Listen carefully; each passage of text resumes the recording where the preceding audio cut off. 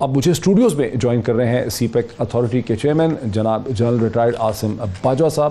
General صاحب very warm welcome to you. Thank you. General صاحب چین کے ایمبیسڈر کا یہ کہنا ہے کہ سی پیک اتھارٹی نے سی پیک کے کام کو بہت فیسیلیٹیٹ کیا ہے. آپ ہمارے ویورز کو بتا سکیں گے کہ سی پیک اتھارٹی بنانے کی ضرورت کیوں محسوس ہوئی؟ Thank you. میں یہ کہوں گا کہ چونکہ جیسے جیسے ابھی سی پیک مومنٹم پکڑ رہا تھا تو چائنیز ایمبیسی کے لوگوں کو اور چائنیز انویسٹرز کو جو پرائیویٹ سیکٹر سے کمپنیاں پہنچی ہوئی تھیں ادھر، ان کو مسائل ہو رہے تھے. ان کو انڈیویجول منسٹریز کو وزٹ کرنا پڑ رہا تھا اور جیسا کہ بہت سارے اپروولز این او سیز وغیرہ چاہیے ہوتی ہیں تو ہر کسی کو بہت ساری جگہوں پہ جانا پڑتا تھا. تو یہ ایک ون ونڈو آپریشن کا کانسیپٹ تھا. ابھی ہوا یہ کہ ایک مقصد تھا اس اتھارٹی کو بنانے کا. ابھی تمام لوگ چاہے وہ ایمبیسی کے ہوں یا ان کے پرائیویٹ سیکٹر کے ہوں، وہ ایک جگہ پر آتے ہیں سی پیک اتھارٹی میں. اور یہاں پر سی پیک اتھارٹی میں ہم نے اس کو سٹرکچر ایسے کیا ہے کہ ہم ان کے انٹرسٹ کے مطابق اس منسٹری کے ساتھ ہم انٹرفیس کرتے ہیں اور ان کے سارے اپروولز، این او سیز، پروسیسز ہم پرائورٹی کے اوپر ہم کروا کے دیتے ہیں from concern ministry. So ministry کا اپنا رول اپنی جگہ پہ رہتا ہے لیکن ہم ان کے لیے ون ونڈو آپریشن کے طور پہ ایکٹ کرتے ہیں. اچھا، اب تقریباً 8 ماہ ہو گئے ہیں دسمبر 2019 سے اب تک سی پیک اتھارٹی کو فنکشن کرتے ہوئے. ان 8 ماہ کے اندر کیا چیز آپ اچیو کر سکیں؟ میں یہ کہوں گا کہ ایکچولی تو آپ دیکھیں سی پیک آلریڈی چل رہا تھا اور 8 ماہ پہلے جب ہم آئے تو ایک ایسی غلط پروپیگنڈا پرسیپشن ایک بن رہی تھی کہ شاید سی پیک کا کام سلو ہو گیا ہے یا اس کو پتہ نہیں ابنڈن کر رہے ہیں، اس کو ابنڈن کر رہے ہیں، پڑ گیا امریکہ کا. وہ کیا تھا؟ وہ آئی تھنک ایک مس پرسیپشن تھی جو کہ کریٹ ہو رہی تھی. بٹ جب میں نے آ کے دیکھا تو کام چل رہے تھے لیکن ایک سسٹم بنانے کی ضرورت تھی، ایک سٹرکچر بنانے کی ضرورت تھی. وہ ہم نے بنایا. تو ہم نے، اور میں جب اپوائنٹ ہوا تو پہلی دفعہ جب پرائم منسٹر صاحب کے پاس گیا تو انہوں نے بڑا مجھے کلیئرلی یہ کہا کہ یار میری طرف سے ڈائریکشن یہ ہے کہ کوئی ایک بھی پروجیکٹ رکنا نہیں چاہیے بلکہ ان کو اور تیز کریں، اور اگر کوئی چیز کہیں رکاوٹ آتی ہے تو you can directly walk up to me and tell me, I will personally intervene. اور ظاہر ہے اس سے پہلے ایک ہائیسٹ لیول کے اوپر ایک کمٹمنٹ بھی ہوئی تھی سی پیک کے اوپر. سو ہم نے اس کے بعد سے تمام وہ پروجیکٹس جن میں کوئی نہ کوئی obstruction تھی because of some technical reasons, ہم نے پرسنلی وزٹس کیے پروونسز کو، فیڈریٹنگ یونٹس کو. اس میں انرجی پروجیکٹس تھے، کمیونیکیشن انفراسٹرکچر کے پروجیکٹس تھے. جیسے ابھی آپ نے پچھلے دنوں میں دیکھا کہ ہم نے کوہالہ، آزاد پٹن، یہ بہت بڑے بڑے پروجیکٹ تھے، تقریباً $4 بلین کی انویسٹمنٹ تھی.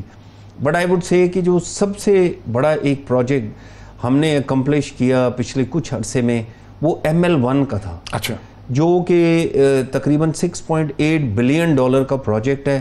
یہ 9 بلین کا نہیں ہے. یہ جو انیشلی ایک اس کی ایسٹیمیشن تھی 9 بلین کی، بعد میں جب اس کو ریشنلائز کیا، یہ سارے پروسیس سے CDWP، ایکنیک اور ECC اینڈ دین کیبنٹ میں جب یہ پروسیس ہوا تو اس کی جو ایویلویشن اس وقت کاسٹنگ ہے وہ $6.8 بلین کی ہے جو اپروول ہوا ہے. ٹھیک ہے. اور اس میں تمام وہ انکیمپس ہو رہی ہیں چیزیں جو انیشلی پلان میں کنسیڈر کی گئی تھی. ٹھیک ہے. اس کی سگنیفیکنس کیا ہے ML1 کی؟ دیکھیں ML1 جو ہے نا ہمارے ریل سسٹم کو ریولوشنائز کرے گا اور جس کی وجہ سے ہمارے لاجسٹکس جو ہیں وہ بالکل ٹرانسفارم ہو جائیں گے. ابھی آپ کو پتہ ہے ہمارے ملک میں ہر چیز سڑکوں کے اوپر چلتی ہے جس کی وجہ سے شاید ویئر اینڈ ٹیئر بھی اتنا ہے. ہماری بہت زیادہ ریلائنس ہے آن ٹرانسپورٹرز اینڈ آل. سو جب ہم ریل کی طرف جائیں گے، جیسے دنیا کا ہر ماڈرن ملک ابھی ریل کے اوپر ڈپینڈنٹ ہے especially for freight and logistics. So ہمارے یہاں بھی ML1 جب آئے گا، 1870 کلومیٹر کا یہ پروجیکٹ ہے، پشاور سے لے کے کراچی تک ہے. ڈولائزیشن ہو جائے گی تمام، جو کہ ایک ہمارے ملک میں ڈریم ہی رہا ہے.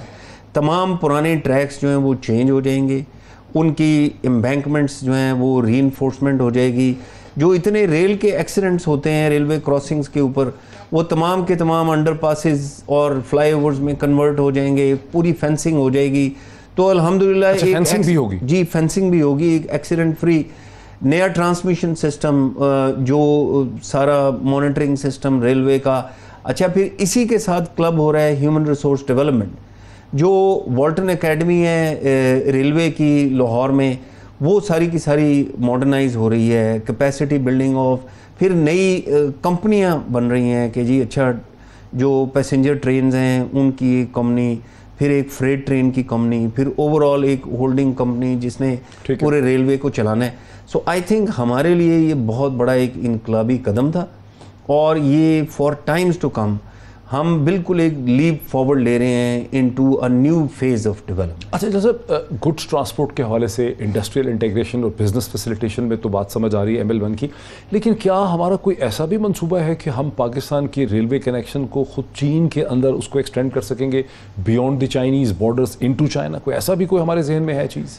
دیکھیں یہ تو جب سے KKH بنی ہے یہ پلاننگز تو ہوتی رہی ہیں, اور ابھی آپ کو پتہ ہے جیسے حویلیاں از دا لاسٹ پوائنٹ جہاں پہ ایک ڈرائی پورٹ ابھی بننے جا رہی ہے, تو آئی تھنک ایونچولی یہ ہوگا. فی الحال ہم جو چائنا کے ساتھ کر رہے ہیں وہ ہم سڑکوں کا کام کر رہے ہیں, جیسے ہم مانسہرہ تھا کوٹ تک پہنچ گئے, اس سے آگے ابھی ری الائنمنٹ ہونی ہے بیکاز آف دیامیر بھاشا ڈیم آلسو, پھر اوپر آلریڈی وائڈننگ ہو رہی ہے, پھر ایک آلٹرنیٹ روٹ کی بات ہو رہی ہے جو کہ گلگت سے خزر, چترال اینڈ دین دیر میں اترے گی ٹورڈ سوات, اور یہ لنک کرے گی سوات موٹر وے کے ساتھ.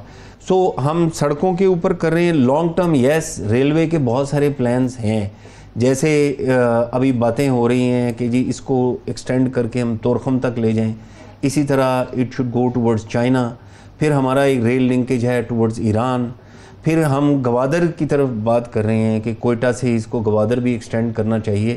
سو ایک جو ریلوے کی ماسٹر پلاننگ, اور میں نے دیکھا ہے بڑی امپریسو پلاننگ ہے جو ریلوے میں ایک ان کا پلاننگ سیل ہے, انہوں نے یہ ساری پلاننگ کی ہے. تو انشاءاللہ مجھے لگ رہا ہے کہ جب ہمارا یہ ML1 جیسے جیسے چلے گا سو ہمارے لیے بہت سارے ایونیوز کھل جائیں گے. ڈاکٹر صاحب جو فیز 1 تھا سی پیک کا جو 2014 سے جس کا آغاز ہوا, اس میں کیا کیا میجر مائل سٹونز ہم نے کور کر لیے ہیں؟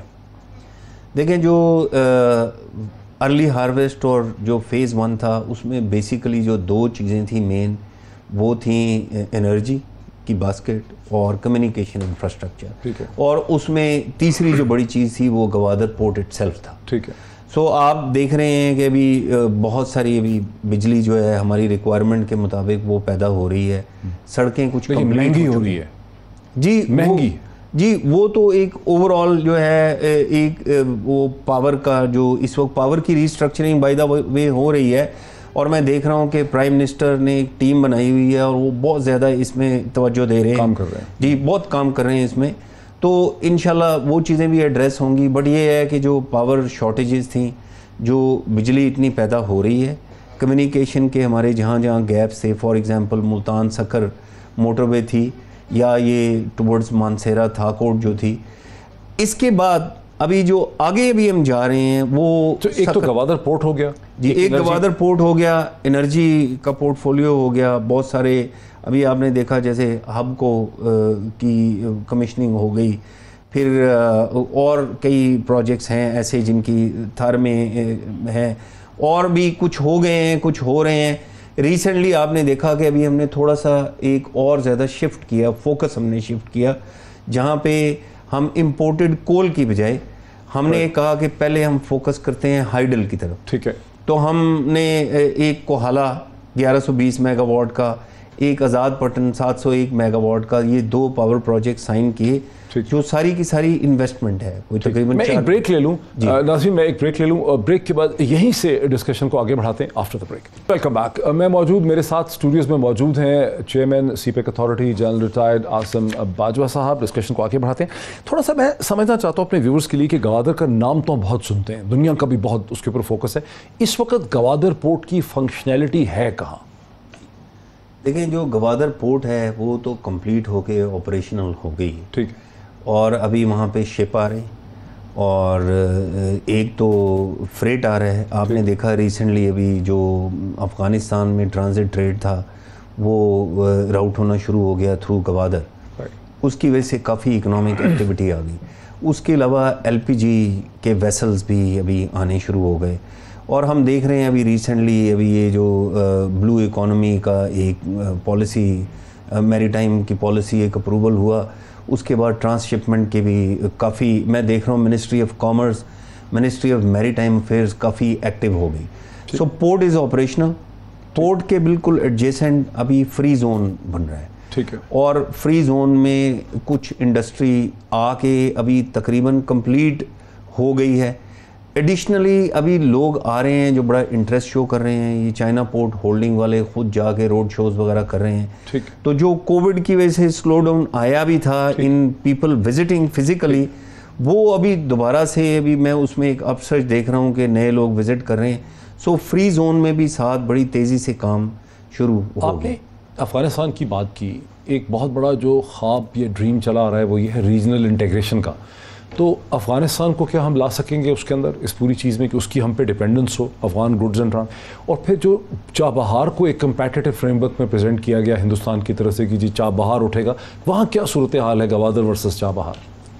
دیکھیں میں پہلے افغانستان کی بات کرتا ہوں کہ جیسے ابھی افغان ٹرانزٹ ٹریڈ ابھی گوادر سے وایا کوئٹہ چمن کندھار جا رہا ہے, یہ بڑا سکسیسفل ایک ماڈل رہا ہے اور اس کی وجہ سے ادھر بھی بڑی اکنامک ایکٹیویٹی جنریٹ ہوئی ہے اور اکراس دا بارڈر بھی ہوئی ہے. سو اسی طرح میں دیکھ رہا ہوں کہ یہ جیسے ML1 ہے جب پشاور تک بھی ایکسٹینڈ کر جاتی ہے, سو ہمارا جو ایک ٹرانزٹ ٹریڈ والا ایگریمنٹ ہے اس کو بہت بڑا ایک بوسٹ ملے گا. اور ابھی ریسنٹلی ہم سن بھی چکے ہیں, ایون چائنیز ایمبیسیڈر بھی کہہ چکے ہیں کہ جی اس کو ہم ایکسٹینڈ کریں گے اپ ٹو افغانستان. ابھی تو اللہ کا کرم ہے افغانستان میں حالات ٹھیک ہوتے ہوئے نظر آ رہے ہیں اور اس میں ہمارے لیے ایک بہت بڑا ایڈوانٹیج ہے.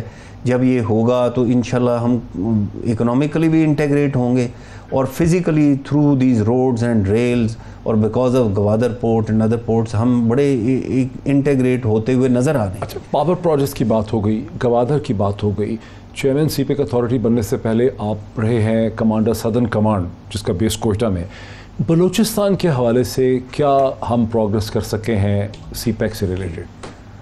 یہ thank you for asking this question because دیکھیں گوادر پورٹ جو ہے وہ بلوچستان میں ہے اور اس کی وجہ سے بلوچستان میں بہت ایک اکنامک ایکٹیویٹی, دوسرا امپلائمنٹس بڑی جنریٹ ہوں گی. ٹھیک.